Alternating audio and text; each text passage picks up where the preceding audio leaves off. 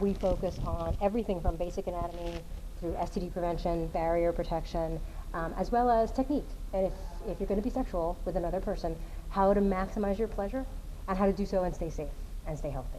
So we also make sure that we talk and really work very, very closely with each campus we come to customize our presentation based on what is happening on your campus in real time. We knew that we needed to keep it at a certain level so that we didn't overwhelm people any more than necessary and have everybody still be engaged. And it was pretty obvious by the close to 300 people in the room that stayed the entire time. So we consider that really successful. Yeah, it was really awesome. We loved it. We want you to love your body inside and out because it's a perfect, you know, your body's perfect, your minds are perfect, and everything you want to do in a consensual situation is all good and normal, and we don't put any judgment on it. And I think that's really the biggest difference with us versus other sex education, is that we have no agenda other than to give you honest information. And accurate current information. It's really important to us. Right now, we are in negotiations with a lot of schools, so I can't really swear to that. This year probably will be about 30 schools a year. It might be more, it might be a little less, depending on weather. Tends to be a big issue for us because we travel from Florida. So, but we're here in Kansas doing 2 schools. We were just up in New York about 10 days ago doing 2 schools in a week. So we try to go around to areas and hit a couple of schools at the same time and maximize the number of students that we can get to. And that all comes through the funding ability of the individual schools. And in this economy, it's been a lot more difficult to get funding for educational programming that is vital to the health of your students. Well, and I have to say too, it's also really interesting to find out which schools prioritize this kind of education. You know, this is a brave step, and especially in conservative parts of the country. You know, this is our first time to Kansas, which we're really honored about. We're actually coming back to Kansas in the spring. We're in negotiations with 3 additional Kansas schools.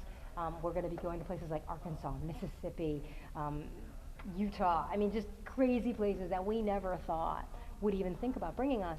But what's amazing is that those are the schools that have said, you know what, we need this kind of education. Our students are actually behind when it comes to the level of education they're walking into college with, because a lot of states that we're being brought to do still teach abstinence only until marriage through high school. And that's a really dangerous practice that has been proven time and again to not be effective in preventing disease, to not be effective in delaying students from having intercourse, and to not be effective in preventing teen pregnancy.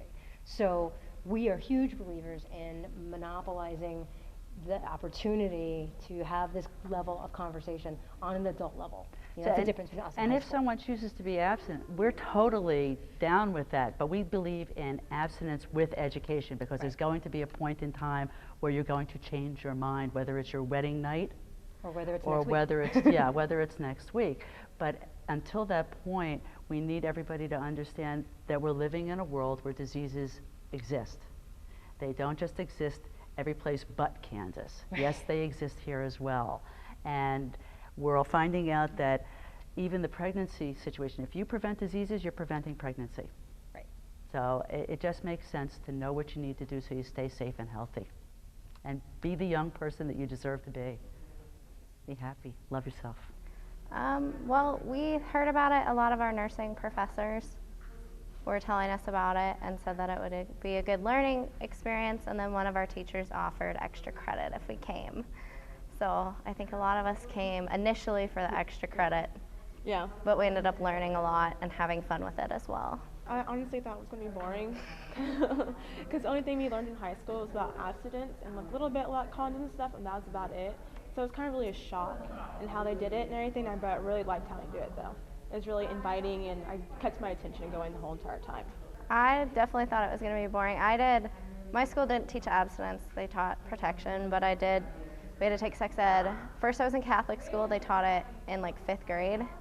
And then again, when I was in public school, they taught it like in junior high.